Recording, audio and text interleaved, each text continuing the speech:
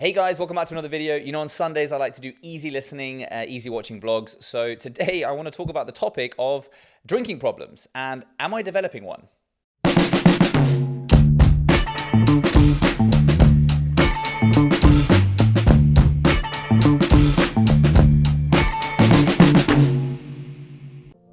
All right, here we go.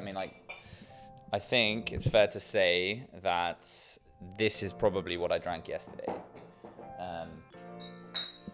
And that too, right? Right, so we're all coming out of government restrictions. We're allowed outside again. Restaurants and bars are opening. Everyone is out having a great time. We're in the third week of that now here in Lisbon. But I have recently sort of been not having a bad relationship with alcohol, but definitely, I don't know what is a good relationship with alcohol.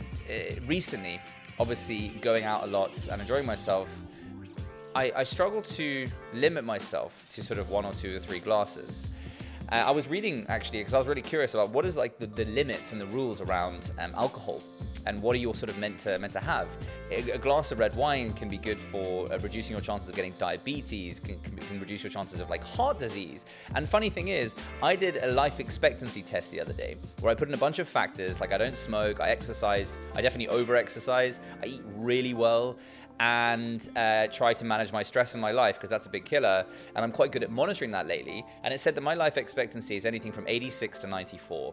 And the interesting thing was when it says how much alcohol do you drink, and if you put 0, my life expectancy reduced a couple of years. And if I put like a little bit of alcohol in there, it went up to 86 to 94. And if I put a lot more alcohol in there, then it dropped again.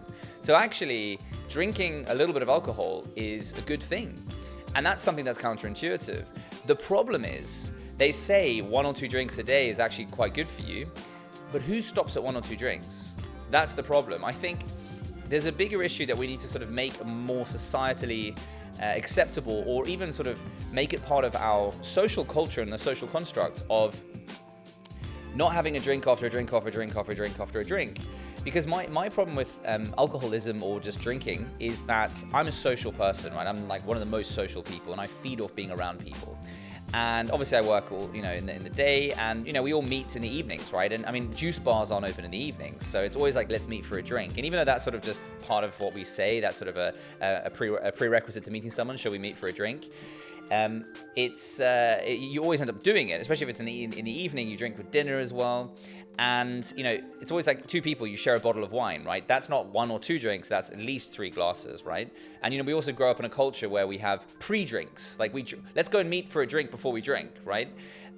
I don't know what I'm trying to say with this, but my problem is, if you have any ideas of how to develop a good strategy to learn how to know how to say no and how to stop at like 1 or 2 drinks, whether it's like, maybe this could work. Have your first drink and like really enjoy that experience. Because I do have a habit of drinking quickly. Like a glass of wine's gone for me in seconds, literally like a minute or 2, honestly. Same thing for a beer, like I can go through a pint quite quickly. And then I'm on to the next one, and then it's the next one. It's just sort of this like thirstiness, which I don't know where I get from. And I never ever push it too far. I'm never like flat out drunk. No one's ever had to take me home. I'm really responsible in that sense, but I definitely push myself, because I know my limits. I push myself to my limit. So the thing that I've been thinking about lately is in my adult life, I'm 30 years old, how can I develop a positive relationship with alcohol? Because I really enjoy drinking wine, and I've recently developed a new interest in natural wine, and it's delicious, and it's really cool to learn about how it's made, and it's good. Well, it's sort of good for you, they say. Well, it's better for you than all the other stuff, right? I don't want to give all that up, because that's the thing. I've also felt like it's either you drink or you don't, and I've also not drunk. I really enjoyed that experience. For 4 months, I stopped drinking. I've done it twice, once for 5, once for 4 months, and once you get over the first 3 weeks, it's definitely doable. But the thing that I was missing was a social environment, because obviously you end up saying no to more things than you say yes to. So what I'm thinking is this.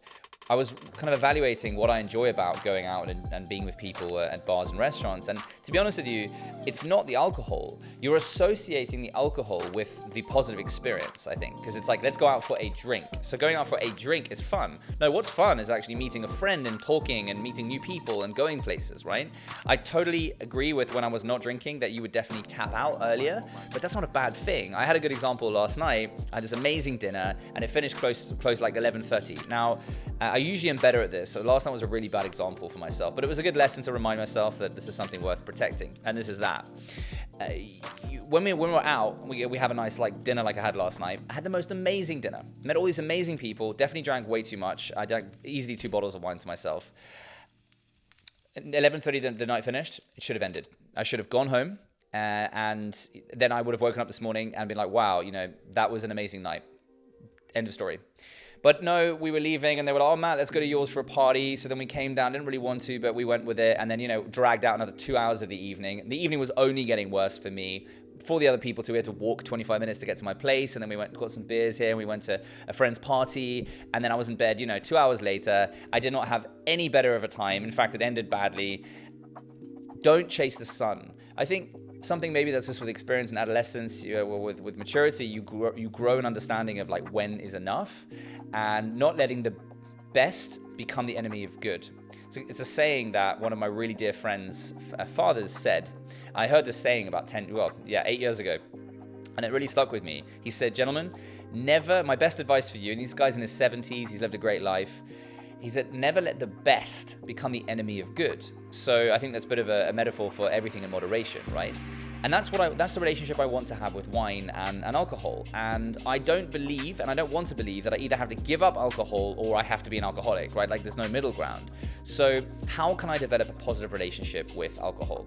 So if I want to limit myself to those 2 to 3 drinks when I go out, and occasionally, maybe push it a little bit more, but for the most part, have a really positive relationship with it, I think the best way to do this is, please, I'm looking for advice here. If you guys have some great ideas, let me know. But this is just what I'm thinking right now, okay? This is my thought process. A drink for a drink, I call it. I have 1 drink for myself and 1 drink for tomorrow. You like that? So what it means is I order a wine or a beer or a cocktail, and then the next drink I drink is either non-alcoholic or it's water, or, that's the problem when you're out. You don't want to drink a non-alcoholic drink because it's weird, and most places don't really have great options. I don't drink fizzy drinks. So maybe I drink like a ginger beer without the alcohol in the second drink. So it's like a drink for a drink. Because I feel like, my problem is that I'm always like sipping. I'm always reaching for the glass. I'm always sipping. I'm always drinking quickly. So I think what I'm going to do from now on, I'm going to try this out and let you know how it goes for me. A drink for a drink. A drink for me and a drink for tomorrow, basically. And see how that goes. Because that means if I go out and have 6 drinks, I actually only have 3. If I go out and have 10 drinks, I only have 5. So at least right now, I've halved my alcohol consumption. But I haven't changed my effective... I still get a little buzz because obviously, I'm not going to pretend that the little buzz isn't nice. Because the thing is, when I'm drinking, I'm not doing it for confidence because I'm very confident naturally. So alcoholism, if anything, it makes me less confident, and it reduces, my ability to communicate, my ability to sort of be the best that I could be. So there's no reason for me to go out and have 10, 11 drinks other than because... what is alcohol really? I've noticed recently, because I've obviously broken up not too long ago, and it's been, a lot of alone time right now on a Sunday by myself. And I've found that, at least in those first 2 weeks after we broke up, alcohol was like a bit of a friend to me, and it helped me be okay with myself alone, because I'm not usually someone who's very good at being alone. So I would drink, and that's how I discovered drinking half a bottle of wine a night. It works because... 1 glass, you want more. It's very hard to stop yourself. 2, 3 glasses is where you get to the level where you have a good buzz, like 3, 4 maybe. And that's half a bottle of wine. So I would drink half a bottle of wine and stop, go to bed. And that's the other side of it. Alcohol, affects your sleep. I have this Aura ring. And this ring's amazing. And this ring, every single time I drink, my resting heart rate is around 42 beats per minute. And when I wear my ring, in the week, it's 40, 41, 42, 40. It's around 40 to 42, basically. Say 41. Anyway, too much information, sorry.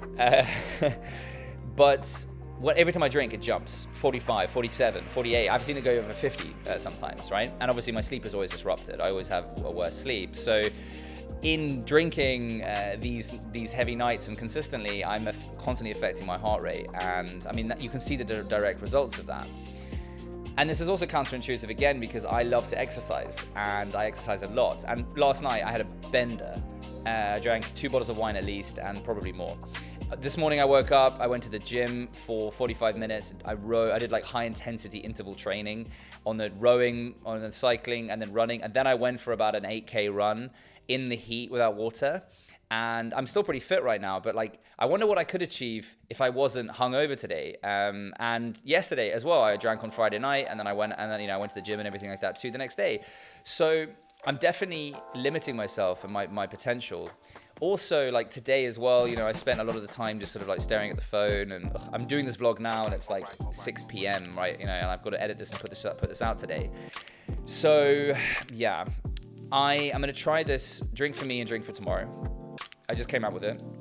Let's see if it works. If you have a better suggestion about how to develop a positive relationship with alcohol without having to cut it out from your life and treat it like this massive enemy, please let me know what's worked for you, and I'll let you know if this works for me. So I'll update you next Sunday, maybe when I do the vlog. I'll say how it's been this week. So this week, what I'm going to do is I'm going to try not to drink that much in the week. But if I do, I'm going to have the drink for a drink. And then next weekend as well, I know I'm going to go out and enjoy myself. I'll do a drink for a drink as well. It's just like I feel society's put us up against alcohol. And I know that a lot of people have problems with this, and I'm not trying to undermine that. And I'm also no medical expert, so please don't take any of this as medical advice or anything like that.